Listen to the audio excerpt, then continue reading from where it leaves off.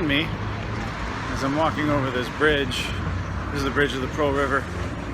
You can see ferries going across. That right there, that's Shamian Island. Now if you're going to be in Guangzhou and the crowds are getting a little too crazy for you, the noise, the hustle and bustle, that's where you want to go. I'll tell you what. Guangzhou is a massive city and there's all different parts to it. But whenever I come here, I like to stay at Shamian Island, Shamian Dao. It literally translates to sandy shores. Excuse me, sandy surface. Gotta check my Chinese translation on that one. Anyways, it's a beautiful little area that is right in the center of town, right on the banks of the Pearl River. However, you feel like you're a world away. And the reason is because it's a small little island separated from the main city, and the only access is on 2 bridges. Here, I'll give you a look at what it looks like.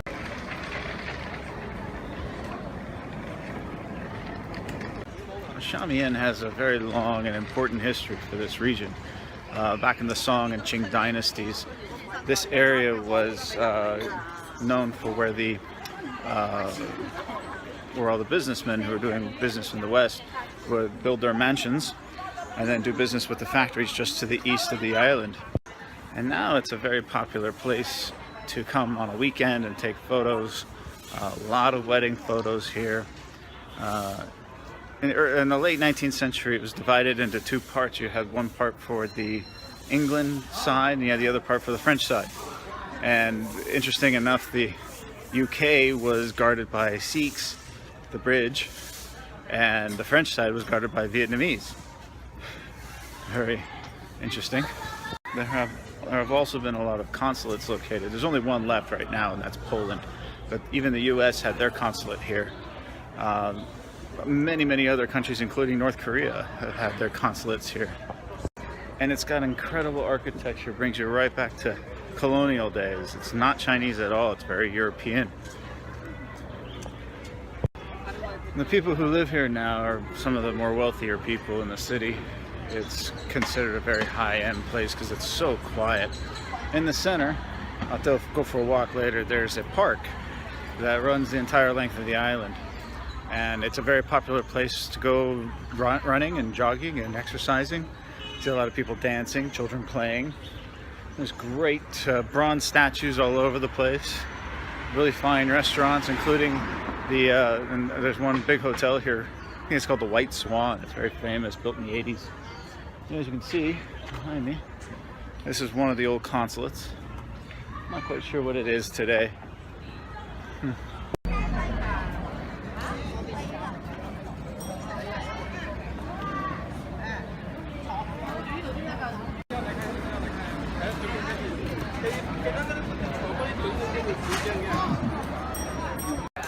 It being a beautiful day, Sunday, everyone's out in the park having fun, walking around, and enjoying it.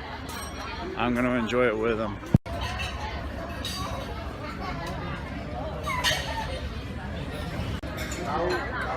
Lucy's Bar and Restaurant is a Western restaurant here on the island that I like coming to. Tipping is not encouraged. Great lunch. I just go for a little walk.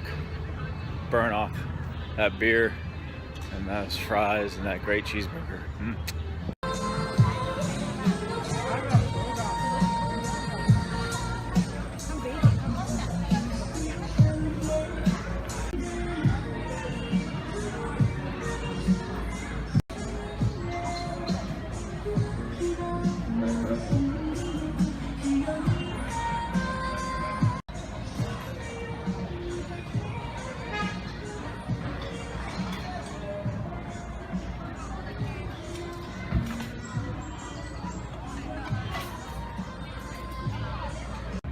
This is one of the best places to come, go for a walk along the river. It's a little bit more peaceful part of Guangzhou, yet I'm right in the center of everything.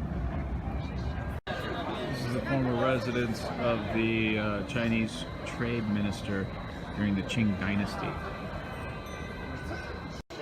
The U.S. government still has offices over here. It's kind of an annex building of the consulate. Consulate moved in 2005 to Tianhe, which is the downtown area it was in last time. But they still have offices here. It's very secretive, very highly secured. I'm not sure what goes on there. One of two fully restored churches in Shamian Island. Beautiful inside. The Chinese government and the city of Guangzhou have done an excellent job of maintaining the historical significance of this island. And like I said, many of the buildings are fantastically either restored or maintained.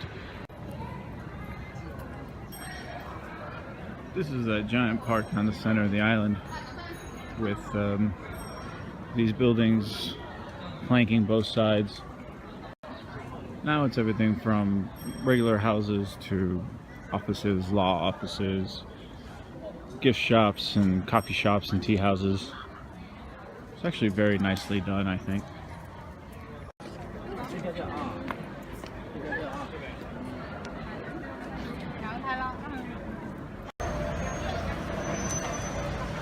Very popular place on Sunday.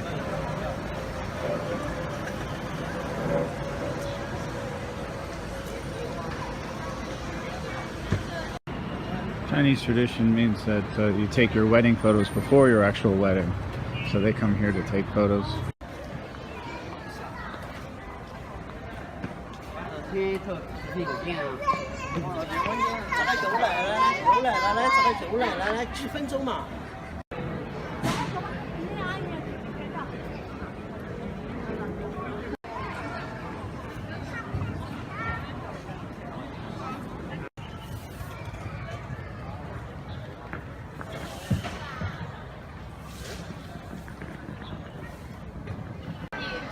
Of course, you cannot forget about the modern necessities. This actually is going to hit the spot right about now. This is the other church on the island. This is on the French side. Also another very popular place for wedding photos.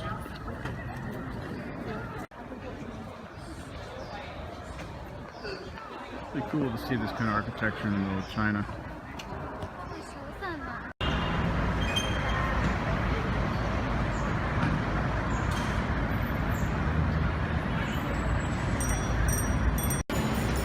These bikes are all the rage in all the major cities here in China. You basically scan a QR code, they're all over the city, and then you can rent them and ride around town very, very cheap. And they're everywhere. A year ago, they weren't here. City. You're surrendered.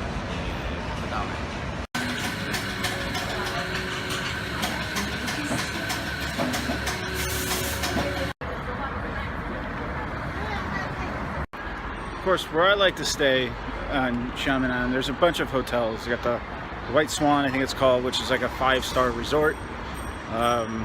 It looks kind of dated, like the 1980s or something. But it's still kind of popular and very famous. You know, people come here and they take pictures of it all the time. But I like to stay this place. This is the Guangdong Victory Hotel, and it's one of the older hotels in Guangzhou. Now, you're not going to get the same kind of amenities that you would get at a larger, fancier hotel, and I do like staying in those. But there's something about these old world hotels, there's a class to them, there's a character about it. The rooms are smaller, maybe some things don't work here and there, it's a maintenance nightmare for management.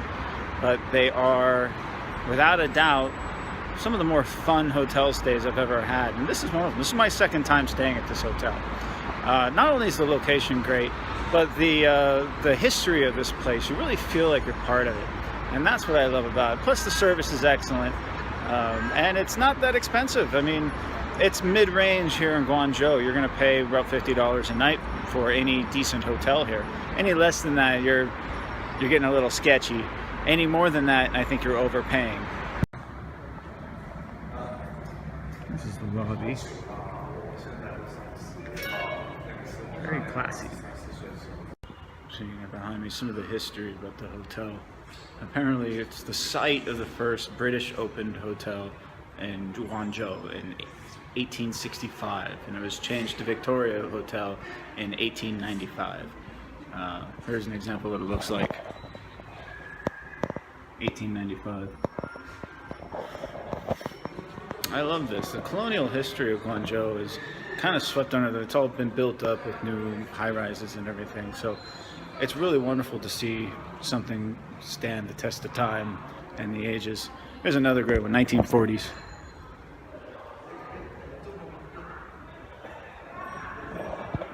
And they have these little displays all over the place.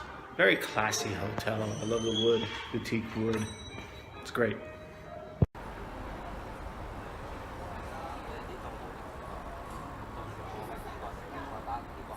And a little Cantonese chicken and rice. Oh, good. And another thing that I like about the Guangdong Victory Hotel is that they got this beautiful outdoor patio that's cool in the summer and warm in the winter. And this, again, the second time I've been here, and they let me plug in my laptop and do some work, and I can have a beer. And they have pretty decent food too, but it's a great outdoor patio right on Shamian Island. If the traffic behind me can get a little noisy during rush hour, but it calms down pretty quick actually. And it's a good thing too. I actually call it an early night. I had plans to go out to dinner in another part of town, but I had to put those to rest because I just found out that I have classes in the morning to teach. I have a 10 a.m. class, which is pretty early. So I'm going to have to wake up early. Now, the train that I got back to Shaolan is the express train, which is great. It's 20 minutes, actually 18 minutes, which is awesome. So I should be able to get back in time. Thank God I have a change of work clothes with me. So I'm just going to go straight to work a day, and then I'll have the evening off to kind of relax. But it kind of works out. I wasn't really feeling up to going out tonight with my friend here in Guangzhou. It just would have been a late night, and I already did not get enough sleep last night, so kind of a blessing in disguise, really. So I'm going to finish doing some work in preparation, got some lesson plans to do for tomorrow, and then I'll be back at it. So vacation is over as of tonight, and then back at work tomorrow, and then start planning the next one, which is at the end of January. I'm looking to go to, now the dates are getting all changed up on me, so, but the plan is still to go to Malaysia, Kuala Lumpur, and hopefully spend a day or two in Singapore. And I have some friends of mine who live in Singapore, so that should be a good time. So until then, we'll catch you tomorrow. Take care.